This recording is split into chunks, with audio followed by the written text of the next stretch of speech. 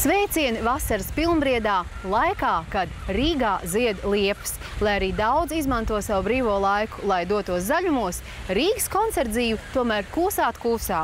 Un visas pagājušās nedēļas nogales, tā teikt, uzmanības centrā bija festivāls Rīgas ritmi, kas priecēja Rīgas un visas arī Latvijas mūzikas gardēžas ar izciliem mūziķiem.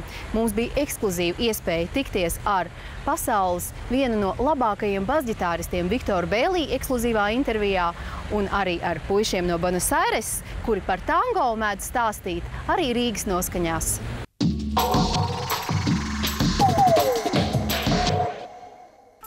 Ritmiskās mūzikas festivāls Rīgas ritmi šogad savu piedāvājumu izvēlējies karstu, ne tikai ilgi gaidītās vasaras piepildījumā. Ne tik klasiskā džeza, bet šī žanra visdažādākajām mūsdienu izpausmēm raksturīgo avangardu, flamenko, solu un tango stilu izpildījums radīja iespēju ieklausīties pilnīgi atšķirīgā un līdz šim Rīgā mazāk dzirdētajā mūzikā.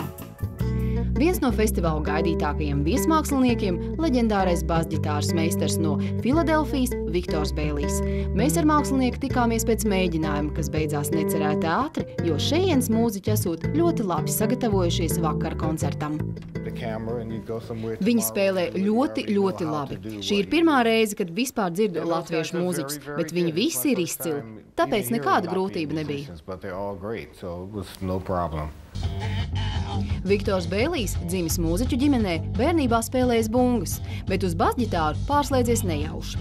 Par viņu iedvesmotāju un muzikālo domu biedru kļuva Džovs Zavinuls. Kā mūziku viņš izpilda joprojām. Rīgā Viktors Bēlijs festivāla tradīciju ietveros sniedz arī meistarklases. Mūzika ir labi jāskan un jārada laba sajūta. Nekam citam nav nozīmes, ne tehnikai, ne studijām. Tas viss pieder pie procesa, bet man svarīgākais, lai mūzika labi skanētu un radītu labu sajūtu. Tā var būt jebkurā stilā. Tehnikai nav nozīmes, vai tā ir, vai tās nav vispār. Tieši to es mācu saviem studentiem. Viktora Bēlī muzicēšanas vēsturē viņu par izcilu basģitāristu dēvēja jau kopš pagājušā gadsimta 70. gadiem. Viņa dzīves filozofijā galveno vietu vienmēr ir ieņēmusi mūzika. Pats viņš mēdz jokot, ka spējot sievietes nogarlaikot līdz nāvei tieši ar savu mūziku. Ik sīkums ir būtisks, ja runa ir par mūziku. Pirms gadiem 13 pazīstamā ģitāru firma Fender izlaida speciālu instrumentu – Signature Acoustic Basic. Pamatā tika ņemta Fender basģitāra, kuru pārveidoja atbilstoši maniem norādījumiem. Konkrēts koks, konkrēts skaņu noņēmēji, tā lai grifs iegultu plaukstā, un forma atbilstoši manam sīkajam ķermenim. Ļoti patīkama sajūta, ko tādu radīt.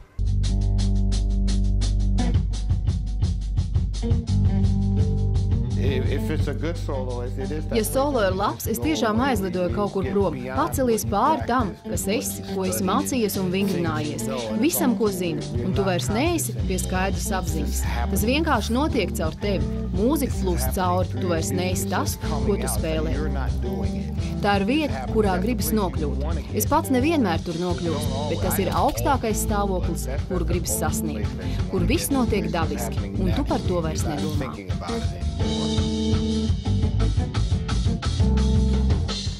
Ritmi, kas uzvelk, kārdina un aizrauj. Jaunu urbānās vidas Argentīnas tango festivālā iespēlēja 7 puiši no Buenos Aires Astillero. Mūziķiem, kuri iedvesmojas mūzikā no vidas un pasaules atšķirībām, Latvija ir jaunas pieredzes un sajūtu vieta.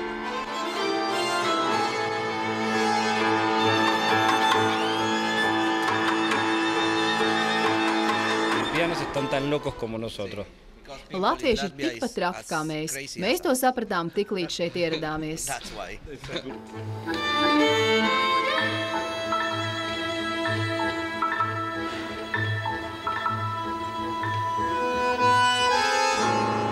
Ja runājam par muzicēšanas stilu, argentīnieši atskaņo savas melodijas un dziesmas, rūpīgi pārdomātas un izmēģinātas taktikas rezultātā, neizmantojot tik daudz iecienīto improvizāciju.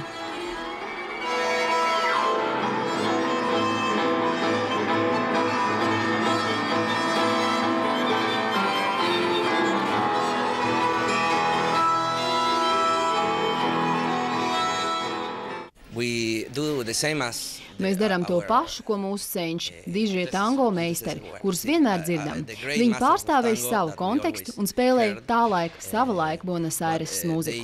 Un mēs nolēmām, kāpēc, lai mēs nerīkotos tāpat, tāpēc mēs tagad spēlējam savas pilsētas skaņas. Tas, ko mēs darām tagad, ir mazliet citādāks, jo pilsēta ir citādāka.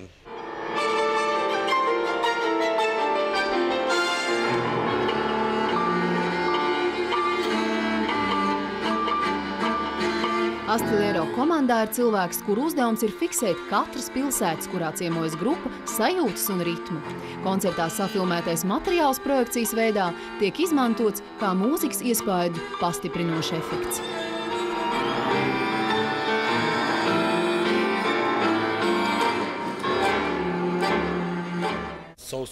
Koncertos mēs vienmēr esam tikpat pārsteigti kā jūs, jo iepriekš neesam šo video redzējuši. Tas ir pārsteigums arī mums. Viņš to no mums slēpj.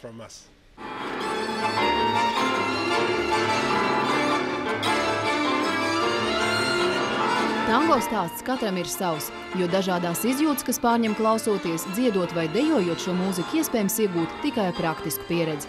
Buenos Aireses puišiem bija arī stāsts, kādēļ tango ir tik iecienīts tālajās un šķietami temperamentā sasaldētajās Ziemeļzemēs.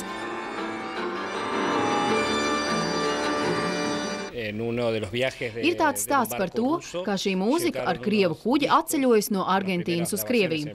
Un Krievijas cārs esot noklausījies šo no Buenos Aireses atvesto artefaktu, un viņam šī tango mūzika ir iepatikusies. Un ja jau cāram šī mūzika patīk, tad patīk arī visiem pavalsniekiem.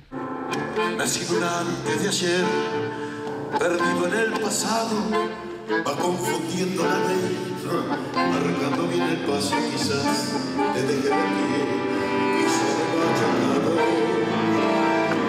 Equivocada, idiotez y de inocencia nada, un pobrecito tal vez en 2 vidas pasadas, en un